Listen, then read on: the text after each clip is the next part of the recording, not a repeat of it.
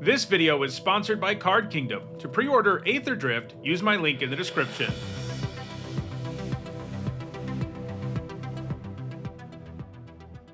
Hi everyone, I'm Hone, and in this video I'm continuing with my Aetherdrift set review. I've already taken a look at all the multicolored, colorless white and blue cards, and in this video we'll look at all the black cards. For each of these cards I'll discuss how I think they'll perform in Limited, that means Draft and Sealed, and I'll punctuate each evaluation with the letter grade. If you're new to my set reviews and unsure of what my letter grades mean, you can find a guide in the description.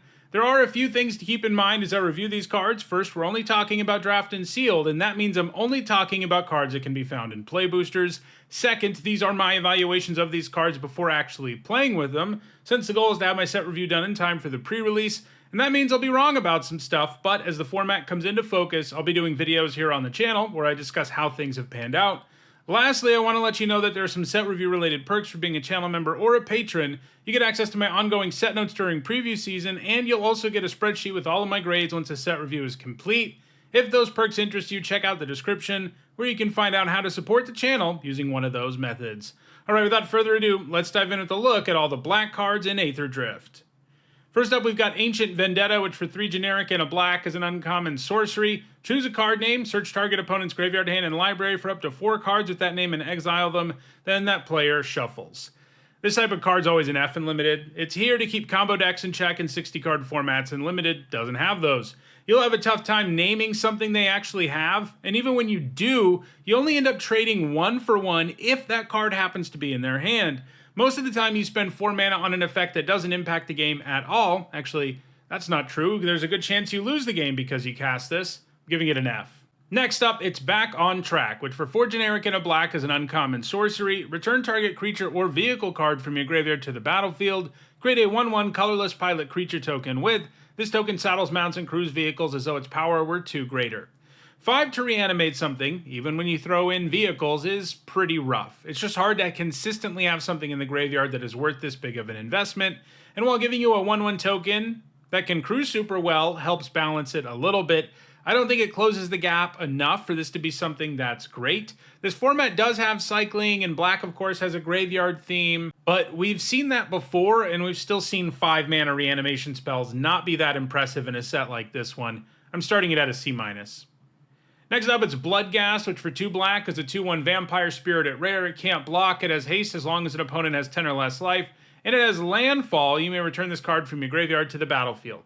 This is an insanely strong card that sees heavy play in Magic's most powerful format, Vintage, but it's not insane at all in Limited. It's okay, since getting a creature back for free is pretty easy, but a 2/1 body that can't block isn't that relevant. In this format, it can at least crew and saddle things when it can no longer attack, so that's something.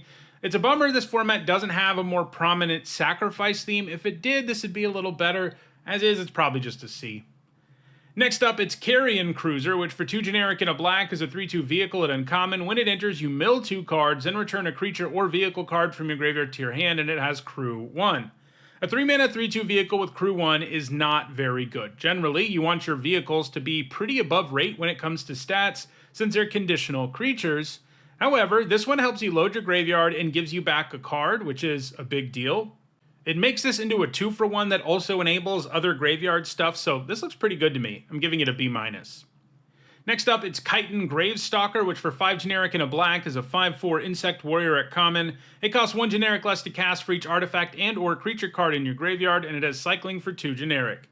Black has enough ways to put stuff in the yard that you can expect to pay 4 or 5 for this reasonably often, but to be honest, that's not that great. It'll cost less sometimes, and it helps enable all the graveyard stuff with cycling though, so it's probably a C. Next up, it's Crypt Caller Chariot, which for 3 generic and a black is a 5/5 artifact vehicle at rare. It's got menace. Whenever you discard 1 or more cards, create that many tap 2/2 black zombie creature tokens, and it has crew 2. A 4 mana 5/5 vehicle with crew 2 isn't terrible, and this is a legit payoff for discarding cards, which counts cycling by the way, and black decks in general are going to be able to take advantage of this. It looks really good, giving it a B+. Next up, it's Curse Cloth Wrappings, which for 2 generic and 2 black is a rare artifact. Zombies you control get +1/+1. You can tap it, and target creature card in your graveyard gains Embalm until end of turn. The Embalm cost is equal to its mana cost, and to embalm something, you exile it and pay its Embalm cost when it's in your graveyard, and then you create a token that's a copy of it, except it's a white zombie in addition to its other types and has no mana cost. Embalm only is a sorcery.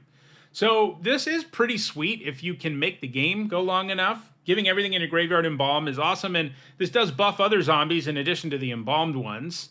And this does seem like it could be a legit win condition if you've got a lot of graveyard action and you can really slow the game down. That said, these days it's very hard to get behind a card that asks you to usually take a turn off from adding to the board and demands you have a graveyard loaded with creatures to really thrive. Like, this will be really good late. It's going to win games when you have it late, but it is terrible in the early game. I'm giving it a C.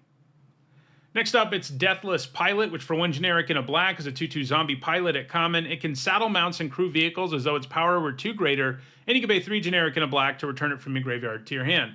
A 2-drop that can handle up to crew or saddle 4 is a solid thing in this format, and the fact it doesn't stay dead is nice, although the mana cost is high enough that it's really only the kind of thing you do when you have absolutely nothing else to do. Like, in an ideal world, you aren't spending 6 mana to put this back in play, right? But you'll do it when you have nothing else to do, and that is upside. I'm giving it a C. Next up, it's Demonic Junker, which for 6 generic and a black is a 4/3 artifact vehicle at rare with affinity for artifacts. When it enters, for each player, destroy up to 1 target creature that player controls. If a creature you controlled was destroyed this way, put 2 +1/+1 counters on this vehicle. And it has crew 2. Casting this for 5 seems very doable in an artifact-heavy format, and like, I'd still feel pretty okay casting this for 7 or 6 because it's really powerful. It lets you kill your opponent's best creature, and if you want to, you can sacrifice your worst or least valuable creature to make the Junker into a more threatening creature. It is important that the ability says up to, so it's great that you can forego blowing up your own thing. If you couldn't, that would be a real pain, but you can. Sometimes this is going to be really cheap too, but no matter what, you're adding a nice body to the board and you're killing something, while also maybe getting some additional value on top of that. This is a bomb, giving it an A. Next up, it's Engine Rat, which for 1 black is a 1/1 zombie rat at common. It's got Death Touch, and you can pay 5 generic and a black, and each opponent loses 2 life. 1-mana 1/1s with Death Touch are always playable. It might be a little better than usual in this format because of the speed mechanic. Like, if you have a 1-mana 1/1 Death Touch in play and you are close to max speed, you can send this in and make your opponent block or give you max speed, and maybe you end up killing something great. You put them in a pretty bad spot. But this kind of card is good in virtually any format. It can be particularly good if you're playing green and you can use it alongside like a bite effect. So my point here is that this is a nice card in every limited format, even without the activated ability. And the activated ability obviously makes it a little bit better. There's also a few cards in the set that help you pay for activated abilities, though they are largely concentrated in blue-green, but sometimes you'll be playing one of those colors alongside the rat. Overall, it's a solid card, giving it a C. Next up, it's Gas Guzzler, which for 1 black mana is a 2/1 vampire rogue at rare. It has Start Your Engines. If you have no speed, it starts at 1. It increases once in each of your turns when an opponent loses life. Max speed is 4. So you start tracking this independent of any cards. Like if Gas Guzzler dies, you don't lose Start Your Engines. You continue to track it, and eventually you can get to max speed 4, which unlocks effects on cards. The Gas Guzzler enters tapped, and then its max speed effect is that you can pay 1 black and sack another creature or vehicle to draw a card. Starting Start Your Engines on turn 1 is good, especially when you're playing a 2/1 creature who can attack reasonably well and potentially help you get to max speed even sooner. And then if you get this late and you play it, it's a pretty sweet sacrifice outlet. Now, the fact that it enters tapped and that you're not always going to have max speed do certainly matter. Like, this is not always going to be a very good top deck in later stages of the game. I think it's a C+ overall. If you could get it on turn 1 every game, it'd be a lot better. Next up, it's Gasstall Raider, which for 2 generic and a black is a 2/1 vampire rogue at uncommon with Start Your Engines. When it enters, target opponent reveals their hand. You choose an instant or sorcery card from it. That player discards that card, and it has max speed. This creature gets +1/+1 and has Menace. So if you can always hit a card with this enters trigger, it'll feel pretty good. But that's the problem. You're not going to. This would actually be way better if it just made your opponent discard a card of their choice, because it would hit a card 100% of the time. It would be like a B- if that's what it did. This format has fewer instants and sorceries than most because they jammed a bunch of vehicles into the set. So yeah, you're not going to hit things all that often. When you do, this is going to feel really strong because you're probably taking away a removal spell or something. And if you ever get to max speed, you know, a 3/2 menace is reasonably relevant on most boards.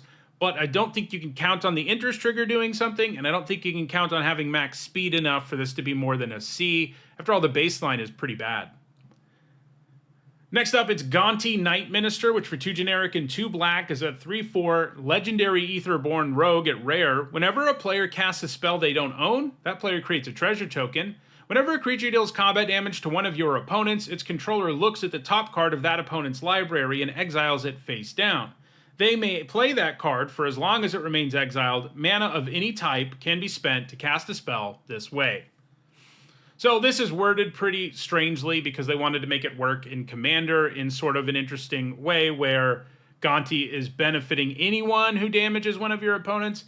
For us, that doesn't matter. For us, this just benefits you because your opponent is your only opponent. As such, this is a really powerful combat damage trigger because you effectively get to draw a card.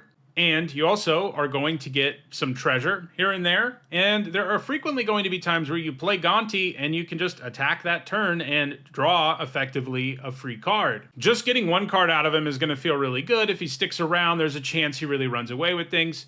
If you're really far behind, it does get harder for Gonti to be good, but on most board states, you're going to be able to manufacture situations where you can draw at least one card off of Gonti. I think that makes him a bomb, giving him an A-. Next up, it's Grim Bauble, which for 1 black is a common artifact. When it enters, target creature an opponent controls gets -2/-2 until end of turn, and you can pay 2 generic and a black and tap it and sacrifice it to Surveil 2. This is a great common. I'm already sold on 1 mana for -2/-2. You're going to end up trading up a lot of the time, and this is going to be a card that kind of warps the format the way we've seen with cards like Stab and Burst Lightning, where if there are 1 mana removal spells around that can kill X2s, like all the 3 mana 3/2s and 4 mana 2/2s tend to be a lot worse. So that's something to keep in mind. But it's just great in general because of that ability to trade up. Then it sits around on the battlefield, helps you with affinity. You can sacrifice it to various effects. And then, of course, it has its own effect where it can sacrifice itself, which can put up to 3 cards in the graveyard, which can certainly matter in this format, and also improve your draws in the later game. It just does a ton of stuff. It's like exactly where you want to be in this format, or really any format, but all of the artifact synergy and stuff helps push it even more. I think it's a B, and probably just black's best common. Next up, it's Grim Javelineer, which for 2 generic and a black is a 3/2 human warrior at common. Whenever you attack, target attacking creature gets +1/+0 until end of turn. When that creature dies this turn, Surveil 1. So, you know, we just saw the Bauble. This is one of those creatures that probably suffers as a result of that card existing. And while this can sort of have an interest trigger since it will buff an attacking creature the turn it comes down, you're not always going to have an attacking creature, and the buff isn't exactly exciting, and neither is the Surveil 1 part. Like, you know, this is just generally an unexciting card and one that is pretty bad when it comes to the baseline of a 3 mana 3/2. So I think it's just a C-. Next up, it's Hellish Sideswipe, which for 1 black mana is an uncommon sorcery. As an additional cost to cast this spell, sacrifice an artifact or creature. Destroy target creature or vehicle. If the sacrifice permanent was a vehicle, draw a card. So this is a nicely flexible Bone Splinters variant. You can hit creatures or vehicles, and you can sacrifice artifacts or creatures to it. And you know, it's not usually a great idea to give up a real card in play to kill something, but you can do it in a pinch, especially if your opponent has a bomb in play, and that case, giving up your 3/3 and 2-for-1ing yourself can be worth it. But where this kind of card can really shine is when you sacrifice something expendable. You know, there are a few treasure tokens in the format. That's pretty absurd. Sacrificing a throwaway vehicle that isn't really doing anything anymore feels pretty good because then you get to draw a card off of it. You know, the Bauble we saw, sacking that is going to feel really good. So, you know, there's a bunch of stuff in the format that will make this work, but it can be really awkward when you have to 2-for-1 yourself to make it do something, and that's going to happen often enough that it's not like premium removal. It just takes too much setup, but I think it's a C+. Next up, it's Hour of Victory, which for 2 generic and a black is an uncommon enchantment with Start Your Engines. When it enters, you create a 2/2 black zombie creature token, and once you have max speed, you can pay 1 generic and a black and sacrifice this to search your library for a card, put it into your hand, and then shuffle, activate only as a sorcery. The design here is pretty interesting. You know, a 3 mana 2/2 is bad, but you can cash it in for a card later, so you can get a 2-for-1. I don't normally love tutors in Limited. A lot of them are just like straight up Fs because cards in Limited just aren't good enough. But when you have a tutor that actually adds to the board, you were talking about something completely different. Usually, something that's playable. Still, what you get up front isn't very good. It's not like this helps you in a big way get to max speed. You know, your 3 mana 2/2 isn't exactly going to be getting in for a lot of hits on turn 4. So, you know, don't imagine this always turning into like a demonic tutor plus a 2/2, but I do think it'll do it often enough to be a C. Next up, it's Intimidation Tactics, which for 1 black mana is an uncommon sorcery. Target opponent reveals their hand, you choose an artifact or creature card from it, exile that card, and it has cycling for 3 generic. This is a pretty nice disruptive spell. Only paying 1 mana is a pretty good deal, and this will almost always hit something in the early to mid game. It is a bit sad it can't hit removal or combat tricks, I suppose, especially because that's what your opponent is more likely to be holding onto in like the late game. But you can cycle it away when you're both in top deck mode, and when you can just throw this away and draw a new card in top deck mode, it's going to feel pretty good. Plus, you know, there's some payoffs for cycling in the first place. So this looks pretty solid to me. I'm giving it a C. Next up, it's Calaxion, Hunger Tyrant, who for 1 generic and 2 black is a 7/2 legendary crocodile at uncommon. And that's all. This is the vanilla legendary in a cycle of them in the format. So, you know, you see 3 mana 7/2 and you probably get excited, but it just isn't. That toughness number being that low means that lots of things in this format can kill it that are a lot cheaper, whether it's a 1 mana 2/1, a 2 mana 2/2, a bauble that costs 1 mana. Like, all of that is a huge problem. Sure, if your opponent is like completely defenseless somehow on turn 4 and you can smash in for 7, or if the only creature they have is like a 4/4, you're going to feel pretty good about attacking. But things just don't line up that way in Limited. This is good at crewing. Like, it can crew, I think, literally everything in this set. So that's something. But it's just so bad in terms of like what it gives you. You know, just big vanilla creature for 3 mana just isn't what it used to be, that I think it's probably just a D. I'm sure the same people who told me I was wrong about Quake Strider Ceratops being a D will feel the same way about this kind of card, but, you know, that card ended up not being very good, and it was significantly better than this, I think. Next up, it's The Last Ride, which costs 1 black mana for a 13/13. It's a legendary artifact vehicle at Mythic Rare. It gets -X/-X, where X is your life total. You can pay 2 generic and a black and pay 2 life to draw a card, and it has crew 2. So Death's Shadow is a vehicle, and it's probably not very good in Limited. It's just way too situational. It basically does nothing for most of the game before eventually becoming an inefficient vehicle, and then if you're almost dead, it does get kind of scary. But you just can't count on that, even with an activated ability like this one, especially because paying that amount of mana and paying life to draw cards is a good way to lose in Limited, because you probably should just be adding to the board anyway. I think this is a D. Next up, it's Locust Spray, which for 1 black mana is an uncommon instant. Target creature gets -1/-1 until end of turn, and you can cycle it for 1 black. So 1 mana for -1/-1 at instant speed is like a D+, C- level card. It's nice, it can take down X1s easily. Sometimes you can even trade up for like 2 mana 2/1s. And it has some pseudo combat trick applications too, where you can use it to weaken an opponent's creature so your creature wins combat. But adding cycling for 1 black mana is like a big upgrade. Like, cycling for 1 is something we've seen time and time again is really good in Limited. Especially when it's on a card that is already like borderline playable to begin with. Like, you'll just cast this when it's good, and you'll just throw it away when it isn't. Might trigger some things that pay you off for discarding, might help you to load your graveyard in general for various cards, and obviously it just replaces itself and helps you find something more useful. So adding 1 mana cycling to this is a big deal. I think that makes it a B-. Next up, it's Maximum Overdrive, which for 1 generic and a black is a common instant. Put a +1/+1 counter on target creature. It gains Death Touch and Indestructible until end of turn. This is a real good trick. The Death Touch Indestructible combo means that this can make any creature win any fight against virtually any other creature. And the indestructibility also means you can use this to blank most removal. And your creature even gets a permanent buff, which doesn't matter a whole lot the turn you use it because of those keywords, but on subsequent turns it certainly will. This is going to be the trick you want the most in your black decks, and the kind of card you're always going to have to account for when your opponent has the necessary mana up. I'm giving it a C+. Next up, it's Momentum Breaker, which for 1 generic and a black is an uncommon enchantment with Start Your Engines. Whenever it enters, each opponent sacrifices a creature or vehicle of their choice. Each opponent who can't discards a card, and you can pay 2 generic and sack it to gain life equal to your speed.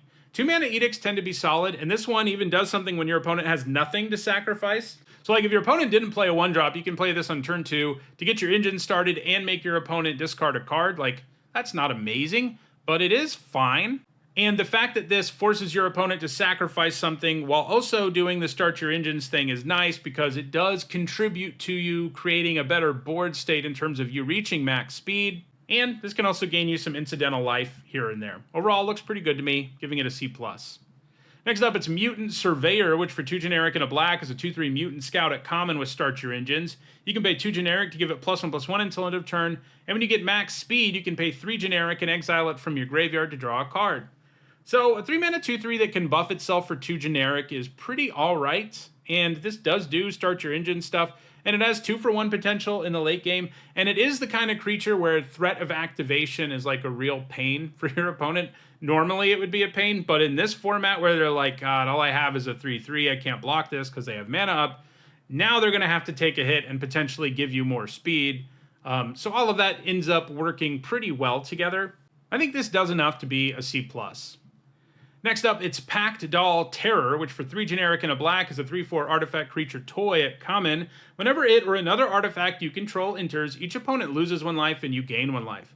This looks pretty nice to me. It counts itself, so at worst it's a 4 mana 3/4 that drains your opponent 1 life, and of course draining your opponent 1 life matters more in a format with max speed, but it's kind of an okay trigger anyway, and then if you have enough other artifacts, which is reasonably likely if you're in black, you're going to drain your opponent some more. Like, this is a card that can single-handedly get you to max speed if you need to get there. And by the time you play it, there is a pretty good chance it's going to help you get there. And it has an okay body, too. You know, 4 toughness is kind of like the sweet spot where you're generally out of range of the really cheap removal in the set.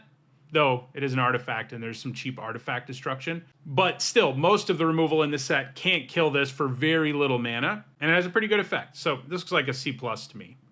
Next up, it's Quag Feast, which for 1 generic and a black is a rare sorcery. Choose target creature, planeswalker, or vehicle, mill 2 cards, then destroy the chosen permanent if its mana value is less than or equal to the number of cards in your graveyard. This is capable of killing 2 mana things all on its own while helping you with graveyard synergies, and that's an okay card already. And it scales as the game goes on, which is exactly what you want your removal to do. You know, by the later stages of the game, this is just going to be able to kill anything. And only spending 2 mana on that is going to feel amazing. So yeah, this is definitely premium removal. I'm giving it a B+. Next up, it's Ripclaw Wrangler, which for 3 generic and a black is a 4/3 artifact vehicle at common. When it enters, each opponent discards a card, and it has crew 2. So this is pretty bad in terms of like what it is vehicle-wise. Like if that's all it was, it's not something you'd really play.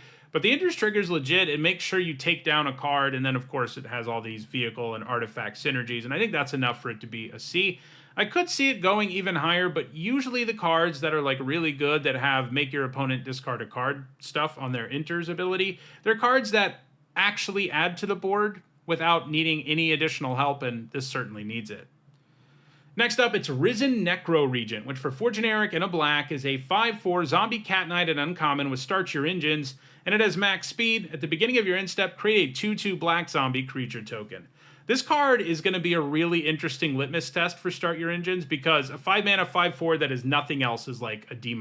It's a card you'll play in desperation, but you really hope you don't have to.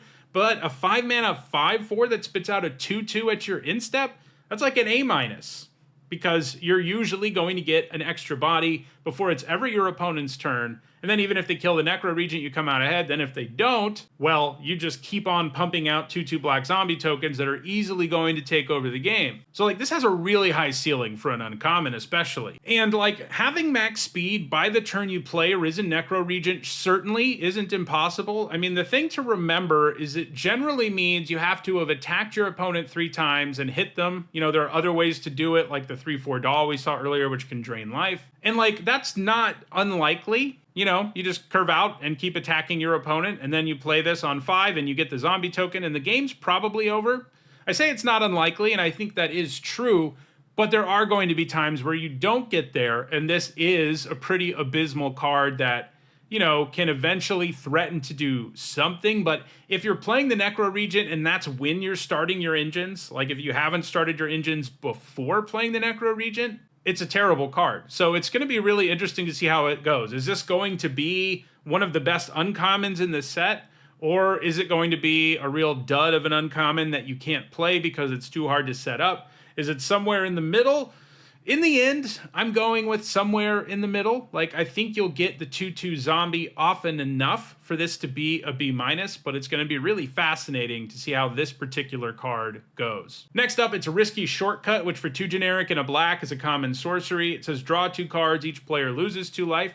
So obviously having both players lose life on the usual black draw spell is nice. Like, we don't usually see that. It would be a nice upgrade in any format, but in this one, obviously it's another card that helps you get to max speed. And keep in mind, you're not going to help your opponent with speed because you have to lose life during their turn for it to happen. So this isn't like a symmetrical, here, have an additional speed for your opponent.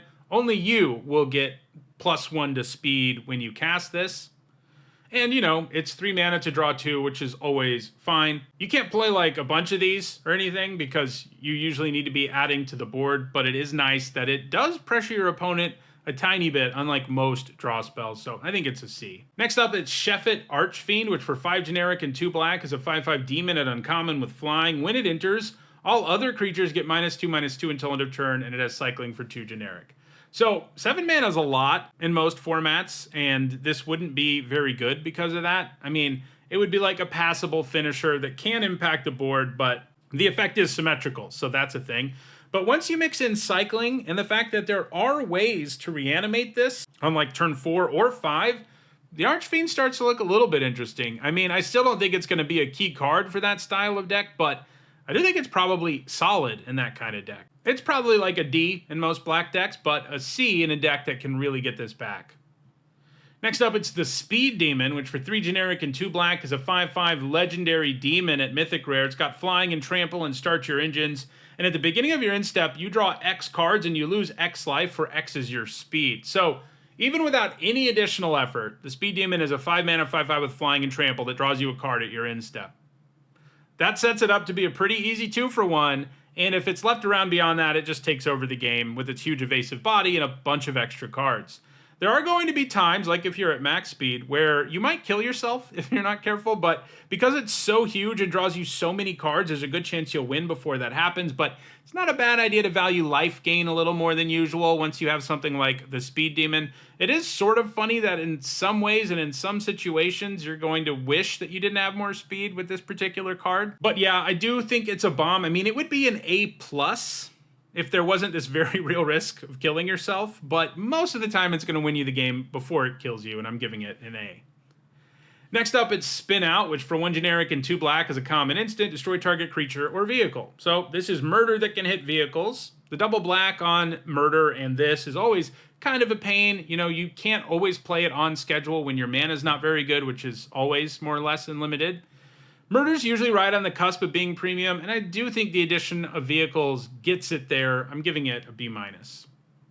Next up, it's Streaking Oil Gorger, which for 4 generic and a black is a 3/3 vampire at common with flying haste, start your engines, and it has max speed. It gains lifelink. So how good is a 5 mana 3/3 that always has flying haste and lifelink? Probably like a C. I mean, the keywords are nice, but paying so much mana for a creature with those stats can be risky. The good news is, haste does mean you can often get value out of this before your opponent kills it for like 2 mana, but that value is decidedly less when you don't have lifelink. Like, if you do have lifelink, you're going to get that nice value where, like, especially if they don't have a blocker, the difference in life becomes 6, which is a big deal, but it doesn't always have lifelink, so I think it's probably a C-. Next up, it's Siphon Fuel, which for 4 generic and a black is a common instant. Target creature gets -6/-6 until end of turn. You gain 2 life. 5 mana removal usually isn't great these days, since it's so hard to find mana equity, but the life it gains you makes up for that a bit, and being an instant does mean you can occasionally really get a blowout. I feel like you usually don't want more than one of these, but the first one is a solid inclusion. I'm giving it a C. Next up, it's Wickerfolk Indomitable, which for 3 generic and a black is a 4/3 Scarecrow at uncommon. You can cast it from your graveyard by paying 2 life and sacrificing an artifact or creature, in addition to paying its other costs. A 4-mana 4/3 isn't very good, but this is one that won't stay dead, and black does have some expendable stuff around to sacrifice to bring it back. I'm giving this a C+. Next up, it's Wreckage Wickerfolk, which for 1 generic and a black is a 1/3 Scarecrow. At common, it's got flying, and when it enters, you surveil too.